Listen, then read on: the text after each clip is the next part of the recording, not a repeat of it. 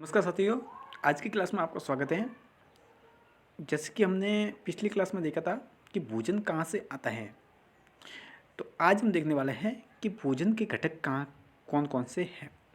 तो आज का हमारा जो सेकंड नंबर जो पार्ट है वो है भोजन के घटक, जिसमें भोजन के घटक में हम पढ़ेंगे कि वसा है, वसा हुआ, प्रोटीन हुआ, कार्बोहाइड्रेट हुआ, ये जो है इसके और ये हमें कहाँ से प्राप्त होते हैं। ये जो है भोजन के घटक है और ये कहाँ से प्राप्त होते हैं। आज का हमारा टॉपिक है भोजन के घटक। क्या है साथी, हमारा सेकंड नंबर टॉपिक है भोजन के घटक। जैसे कि हमने पहले अध्याय में देखा कि अध्याय में हमने उन खाद्य पदार्थों की सूची बनाई थी जिसमें हम खाते हैं। भारत के विभिन्न भागों में खाए जाने वाले विभिन्न व्यंजनों के बारे में हमने बताया था। मतलब फर्स्ट क्लास में हमने भारत में अलग अलग राज्य में अलग अलग प्रकार के व्यंजन को खाया जाता है, तो हमने उसके बारे में फर्स्ट क्लास में बात कर चुके हैं। जैसे कि चपाती हुई, दाल हुई, बैंगन का भरता हुआ, चावल हुआ, सांभर हुआ, भिंडी आदि, इन सब के बारे में हम फर्स्ट क्लास में बात कर चुके हैं। यदि हम ऐसा होता है कि कभी कभार जो हम किसी यदि कोई ट्रैवल कर रहे हैं या यात्रा कर रहे हैं, तो हम जो घर पे जो खाना खाते हैं वो हम नहीं खा पाते, और हम वो खाना खाते हैं ट्रैवल करते वक्त जो हमें वहाँ पर उपलब्ध होता है। तो यदि हम यात्रा हो तो वही खाने खाते हैं जिसमें रास्ते में उपलब्ध हो। ठीक है, तो कुछ लोगों के लिए संभव नहीं होता है इस तरह के विभिन्न व्यंजन हर समय खा सके। तो आहार में विभिन्न खाद्य पदार्थों के इस तरह के वितरण का कोई न कोई आधार होता है। क्या हमारे शरीर में विशेष प्रयोजन के लिए विभिन्न प्रकार के भोजन की आवश्यकता होती है।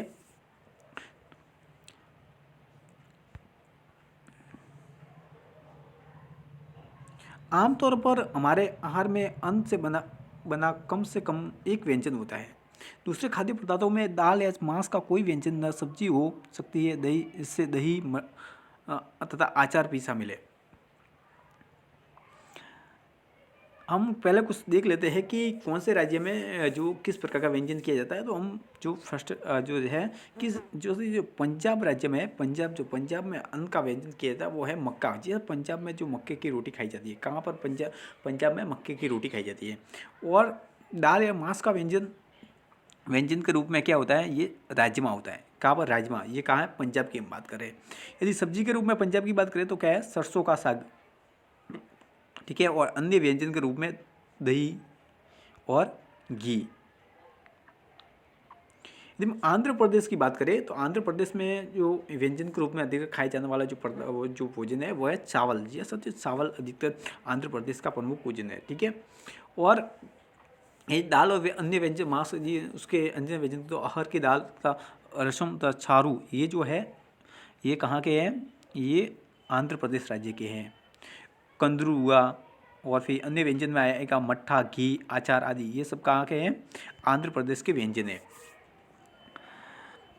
नेक्स्ट हम बात कर रहे हैं कि यदि जंतुओं से हम साथ ही बात कर लेते हैं कि यदि हम बात करें कि हम जानते हैं कि प्रत्येक व्यंजन एक या एक से अधिक प्रकार की कच्ची सामग्री से बना होता है। हाँ, जो हम कोई भी, जैसे कि हम सब्जी बनाते हैं तो सब्जी में कोई किसी एक चीज़ की नहीं बनी होती है। सब्जी बनाने के लिए हमें तेल की आवश्यकता होती है। जैसे कि हम सब्जी बनाते हैं तो सब्जी बनाने के लिए हमें तेल की आवश्यकता होती है। तेल के साथ पानी की आवश्यकता होती है, और इसके साथ हम घी या तेल सोयाबीन, सरसों आदि चीज़ का भी उपयोग करते हैं, और मसालों की आवश्यकता हो। इन सब को मिलाकर हम एक प्रकार की क्या बनाते हैं? सब्जी तैयार होती है। तो हम कह सकते हैं कि हम जानते हैं कि प्रत्येक व्यंजन एक या एक से अधिक प्रकार की कच्ची सामग्री से बना हुआ होता है। जो हमें कहाँ से प्राप्त होता है? जो हमें पादप यहाँ कहाँ से प्राप्त होता है? या जंतुओं से मिलती है। ये कच्ची सामग्री हमें कहाँ से मिलती है? ये कच्ची सामग्री जो भोजन बनाने की कच्ची सामग्री होती है वो कहाँ से मिलती है? यहाँ तो पादप से हमें प्राप्त होती है, या कहाँ से होती है? जंतुओं से प्राप्त होती है। इस कच्ची सामग्री से हमारे शरीर के लिए कुछ आवश्यक घटक होते हैं। ये घटकों को हम पोषक कहते हैं। जिस इनसे जो हमें आवश्यक, हमारे शरीर में जो इसकी जो पूर्ति करते हैं, हमारे शरीर को जो ऊर्जा प्रदान करते हैं, ये घटक हैं। तो इसको हम क्या कहते हैं? पोषक तत्व कहते हैं। क्या कहते हैं? पोषक तत्व कहते हैं। ठीक है, ये हमारे शरीर के लिए पोषक का काम करते हैं। इन घटकों को हम पोषक कहते हैं, तथा हमारे भोजन में मुख्य पोषक, जो हमारे भोजन में जो हम भोजन करते हैं उससे हमें वो जो मुख्य पोषक प्राप्त होता है वह होते हैं कार्बोहाइड्रेट। क्या होता है? कार्बोहाइड्रेट हुआ, प्रोटीन, वसा, विटामिन तथा खनिज लवण होते हैं। इसके अतिरिक्त हमारे भोजन में रूसा तो जल जल भी शामिल होता है। क्या होता है, जल भी हमारे शरीर में आवश्यकता होती है। यदि हम बात करें कि सभी खाद्य पदार्थों में ये सभी भोजन उपलब्ध होते हैं, कुछ साधारण विधियों से हम ये जान सकते हैं कि कच्ची सामग्री या पके हुए भोजन में कौन से या कौन कौन सा एक से अधिक पोषक तत्व होते हैं। जी हाँ, उसको हम प्रयोग के द्वारा भी जान सकते हैं कि कौन सी भोजन में कौन सा पोषक तत्व अधिक मात्रा में है या कम है। नेक्स्ट हम बात कर लेते हैं कि यदि हम बात करें कि प्रोटीन के लिए परीक्षण, तो वसा, ये तो आपको परीक्षण करना है। हम बात कर लेते हैं नेक्स्ट हमारा जो बात करने वाले हैं वह है कार्बोहाइड्रेट के हम स्रोत के बारे में प्राप्त कर लेते हैं कि कार्बोहाइड्रेट हमें किन किन के द्वारा प्राप्त हो सकता है।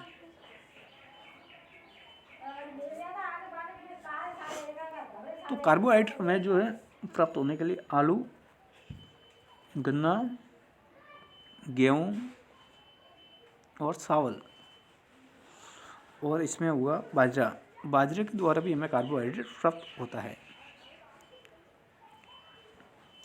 नेक्स्ट हम बात करने वाले हैं कि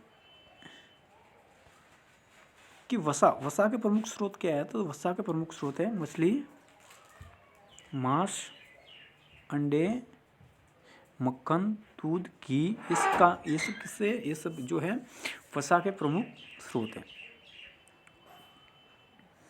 अब हम बात कर लेते हैं नेक्स्ट जो हम बात करने वाले हैं वो है कि हमने वसा के बारे में बात की, कार्बोहाइड्रेट के बारे में बात की। अब हम बात करने वाले हैं कि प्रोटीन के प्रमुख स्रोत क्या है।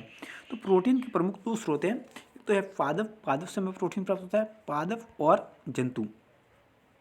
ये क्या है, प्रोटीन के दो स्रोत हैं जिसमें हम प्रोटीन में बात ए नंबर पर हम बात करने वाले हैं कि ए नंबर पर जो है वह पादप में है। पादप से हमें जो प्रोटीन प्राप्त होता है वो किन किन से प्राप्त होता है। तो एक तो हुआ मटर से जो हम सब्जी में उपयोग करते हैं उससे हमें प्रोटीन मिलता है।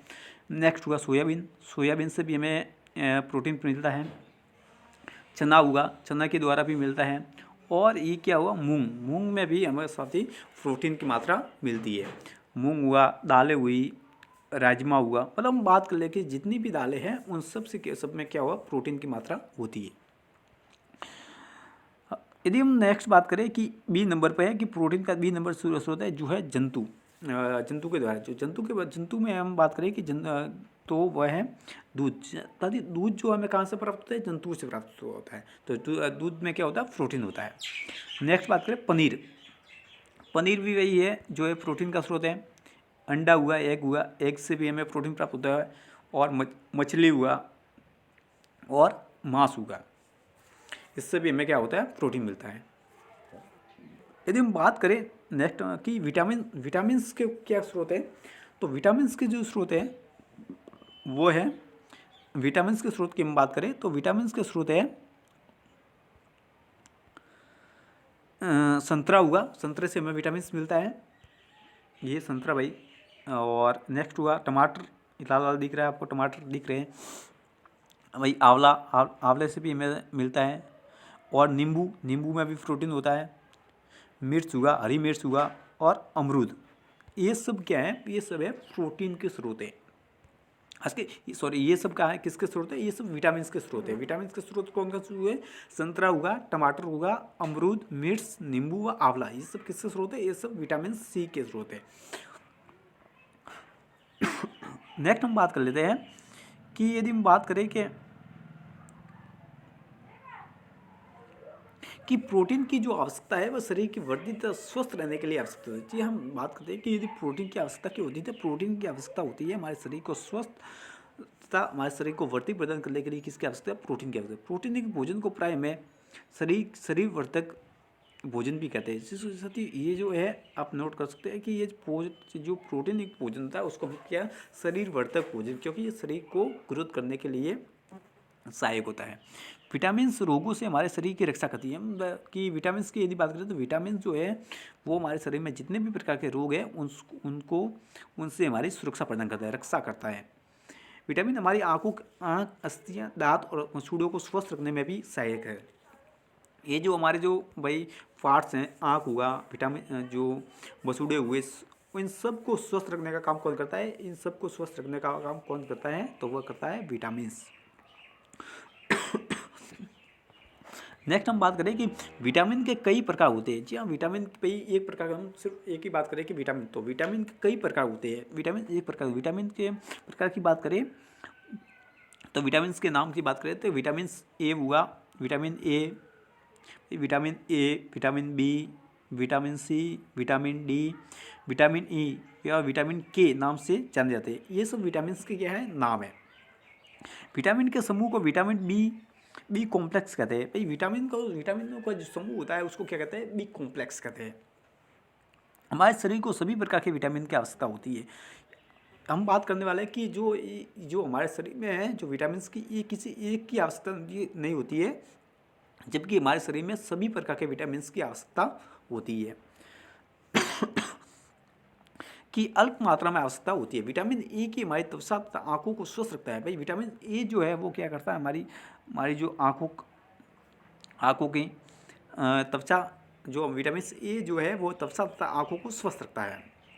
और विटामिन सी बहुत से रोगों से लड़ने की हमारी, विटामिन सी जो टाइप है वो है रोगों को लड़ने से हमारी मदद करता है। हमारे शरीर में जितने भी प्रकार के रोग होते हैं उनसे लड़ने की जो है, लड़ने में हमारी मदद कौन करता है? विटामिन सी करता है। विटामिन डी की हम बात करें तो विटामिन सी डी हमारी अस्थियों और दांतों के लिए कैल्शियम का उपयोग करने में हमारे शरीर की सहायता करता है। और विभिन्न विटामिनों से भरपूर भोजन हमारे शरीर को खनिज लवणों की आवश्यकता अल्प मात्रा में होती है। सर हम बात करते हैं कि हमें शरीर मात्रा जो खनिज लवणों की आवश्यकता होती है वो अल्प मात्रा में होती है। शरीर को उचित विकास तथा अच्छे स्वास्थ्य के लिए प्रत्येक खनिज लवण आवश्यकता होती है। यदि हमारे शरीर को उचित मात्रा में हमें विकास करना है और स्वस्थ रखना है तो अधिक मात्रा में खनिज पदार्थ की आवश्यकता, लवण की आवश्यकता होती है।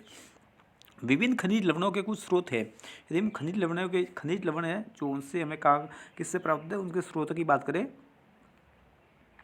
तो पहले हम बात करें कैल्शियम के कुछ स्रोत है। तो कैल्शियम के क्या क्या स्रोत है? भाई दूध में अभी क्या होता है? कैल्शियम होता है।